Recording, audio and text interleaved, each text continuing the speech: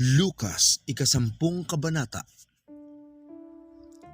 Isinugo ni Jesus ang 72. Pagkatapos nito, pumili pa ang Panginoon ng 72. Sila ay isinugo niya ng dala-dalawa sa bawat bayan at puok na pupuntahan niya.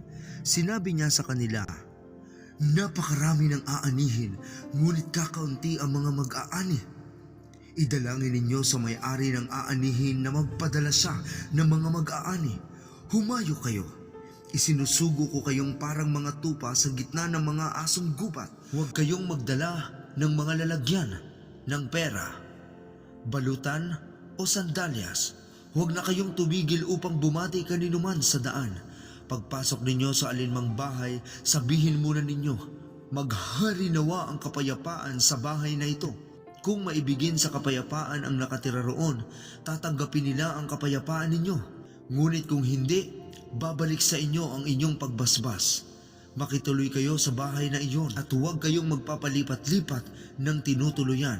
Kainin ninyo at inumin ang anumang ihain sa inyo, sapagkat ang manggagawa ay karapat-dapat tumanggap ng sahod. Pagpasok ninyo sa isang bayan at tinanggap kayo, kainin ninyo ang anumang ihain sa inyo. Pagalingin ninyo ang mga may sakit doon at sabihin sa mga taga roon, malapit na sa inyo ang kaharian ng Diyos. Ngunit pagpasok ninyo sa isang bayan at hindi kayo tinanggap, pumunta kayo sa mga lansangan nito at sabihin, pati ang alikabok ng inyong bayan na dumikit sa aming mga paa ay inaalis namin bilang babala sa inyo. Ngunit pakatandaan ninyo, malapit na ang kaharian ng Diyos. Sinasabi ko sa inyo, mas kahahabagan pa ang mga taga-Sodoma kaysa bayang iyon sa araw ng paghuhukom. Babala sa mga bayang ayaw magsisi. Kawawa kayo mga taga-Corazin, kawawa kayo mga taga-Bethsaida, sapagkat kung sa Tiro at Sidon ginawa ang mga himalang ginawa sa inyo, matagal na sanang nagdamit ng sako at naupo sa abo ang mga taga roon bilang tanda ng kanilang pagsisisi. Mas kahahabagan pa ang mga taga Tiro at taga Sidon kaysa inyo sa araw ng paghuhukom. At kayo mga taga Capernaum, nais pala ninyong itaas ang inyong sarili hanggang langit?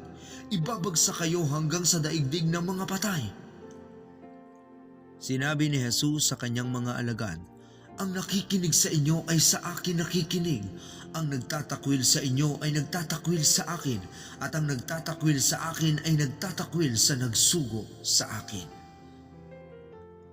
Bumalik ang 72. Masayang-masayang bumalik ang 72. Inuulat nila, Panginoon, kahit po ang mga demonyo ay napapasunod namin dahil sa kapangyarihan ng inyong pangalan. Sinabi sa kanila ni Jesus, nakita kong parang kidlat na nahulog si Satanas mula sa langit. Binigyan ko kayo ng kapangyarihang tapakan ang mga ahas at mga alakdan at daigin ang lahat ng kapangyarihan ng kaaway at walang makakapanakit sa inyo. Ngunit magalak kayo, hindi dahil sa napapasunod ninyo ang mga masasamang espiritu, kundi dahil nakatala sa langit ang inyong mga pangalan. Nagalak si Jesus. Nang oras ding iyon, si Jesus ay napuspos ng kagalakan sa pamamagitan ng Espiritu Santo. Sinabi niya, salamat sa inyo, Ama, Panginoon ng langit at lupa, sapagkat inilihim mo sa marurunong at matatalino ang mga bagay na ito, ngunit inihayag mo sa mga walang muwang. Oo, Ama, sapagkat ganoon ang nais mong mangyari. Ibinigay sa akin ng aking Ama ang lahat ng bagay. Walang nakakakilala sa anak kundi ang Ama.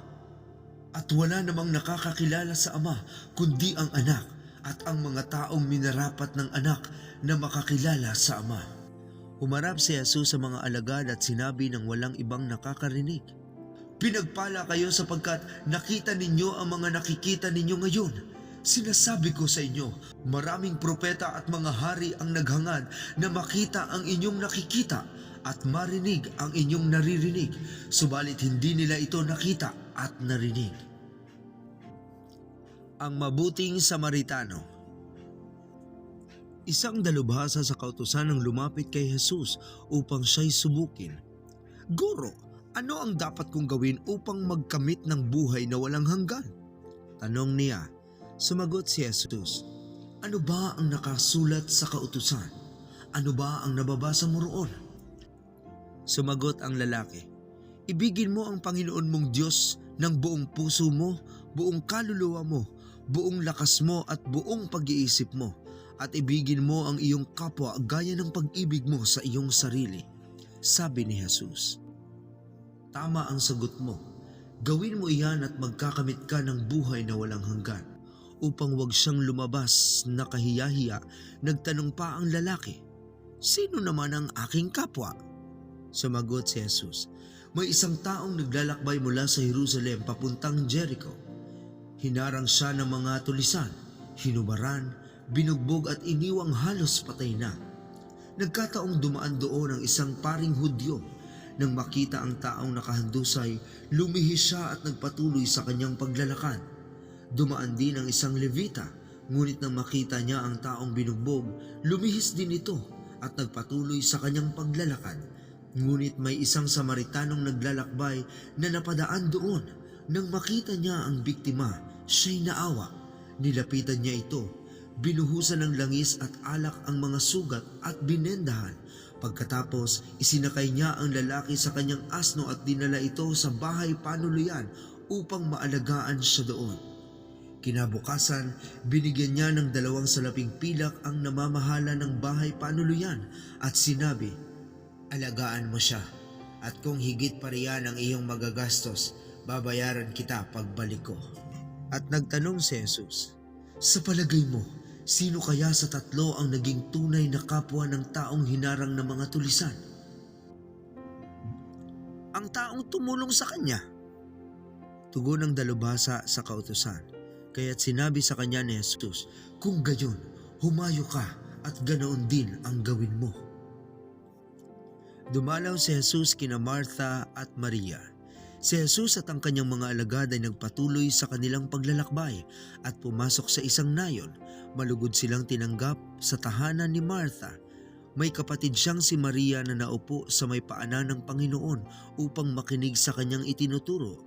Si Martha naman ay abalang-abala sa paghahanda, kaya't lumapit siya kay Jesus at nagsabi, Panginoon, baliwala po ba sa inyo na pinababayaan ako ng kapatid kong maganda ng nag-iisa?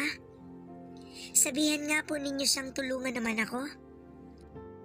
Ngunit sinabi ng Panginoon sa kanya, Martha, Martha, nababalisa ka at abalang-abala sa maraming bagay. Ngunit iisa lamang ang kailangan. Pinili ni Maria ang mabuti at ito'y hindi aalisin sa kanya.